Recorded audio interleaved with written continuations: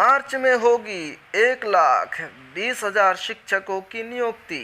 विज्ञापन इसी माह।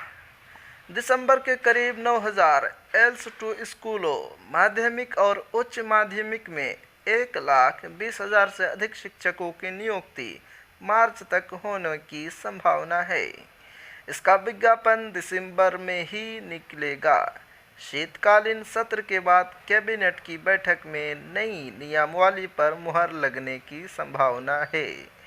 सूत्रों के मुताबिक शिक्षा विभाग करीब 2 लाख से अधिक शिक्षकों की वेतनादि के लिए बजट में राशि के प्रावधान की भी तैयारी कर रहा है।